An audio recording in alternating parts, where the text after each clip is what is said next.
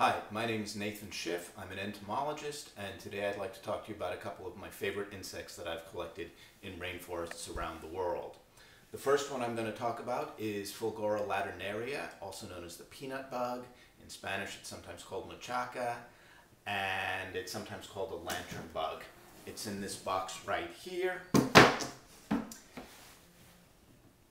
And it is my favorite insect because it protects itself two different ways. It protects itself by mimicking two different kinds of vertebrates. Normally this insect lives in the tops of trees and it would be hiding behind leaves, and when a bird comes along to peck at it, it flashes eye spots on its hind wings that are normally covered. And if I hold it up like this, you can see that it would look like an owl. We know these are eye spots because they have several characteristics of a vertebrate eye. First of all, there is color in the center, there's a dark ring, there's a dark iris in the center, but the thing that absolutely convinces me that these eye spots mimic a vertebrate eye is the little white dot in the middle of the iris, the black area, which is off-center. What this is this is a glint. Vertebrate eyes are wet, and when light glances off the eyeball, you get a little white pattern or a glint. These eye mimics are so faithful that they actually mimic the glint. That's one way this animal protects itself. The other way it protects itself is it mimics a lizard. Lizards live in the tops of trees where these insects live, and if you don't want to get eaten, one way to do it is to pretend you're another lizard.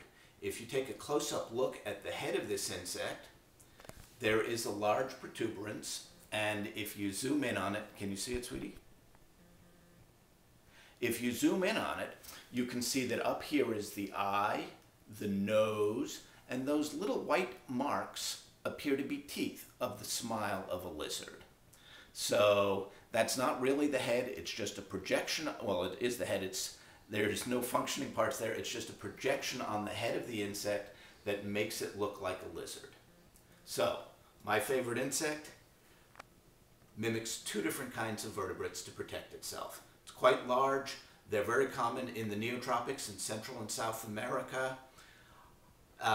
This is the only specimen I actually have in my collection. I collected 6 or 7 on the same day.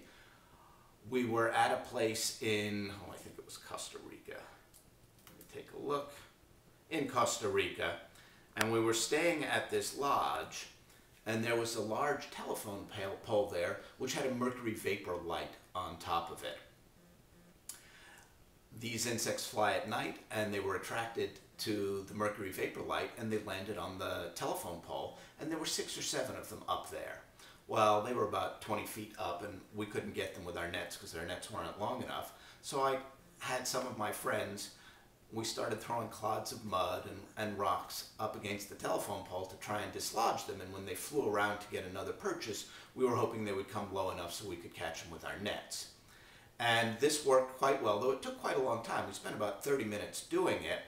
And unfortunately, one of my friends, who shall remain nameless, but we refer to him as the Arm from now on, actually threw a clod of dirt so hard it broke the mercury vapor light. So we had to go find the landowner, and we had to go pay for the light. But all in all, we caught about 6 or 7 of these, and I would have kept them all, but once I explained how interesting this insect was to all my friends, everybody wanted one. So this is the only specimen I still retain, even though it is a really common insect. People wanted me to give them to them, and so I did. Let's talk about the second insect. That is my second favorite insect. I collected this in Papua New Guinea when I was on a field trip with my friends from the Bohart Museum. And this is one of the Southeast Asian, or more likely the Australasian giant walking sticks. As you can see, it's too long to fit vertically in the drawer like the other bugs. It has to lie on the bias. We lived in a little village called, well, we didn't live in a village, we lived a 3-hour walk south of the little village of Tekadu in the Lakakamu Basin in Papua New Guinea. And we basically hired the entire village to work for us. The village was only 100 people. We intended to hire 10 guys, but they worked for so little money that we decided to hire everybody. We taught them to collect insects, we taught them how to pin insects, and we collected 500,000 insects for the museum. These giant walking sticks were one of the things that we had gone down there specifically to collect, but unfortunately, me and Terry and Steve were unable to collect them because we couldn't find them. The villagers had no problem finding them, however. The reason why we couldn't see them is because in real life, the color of the insect is exactly the same as the color of the leaves on the tree that they live. The natives found them because the natives would eat them. When they would find one of these things, and it took a kind of searching ability we didn't have, they would bite out the thorax in the middle here.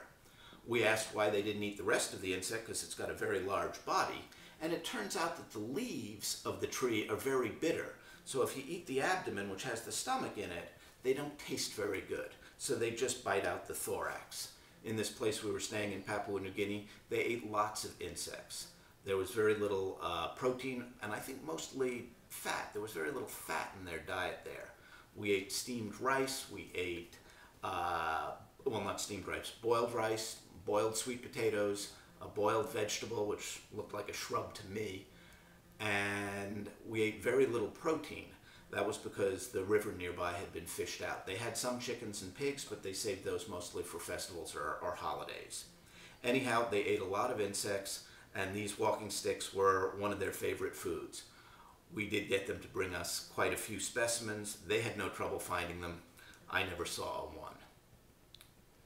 Those are my two favorite insects, and I hope this video meets with your expectations. Thank you.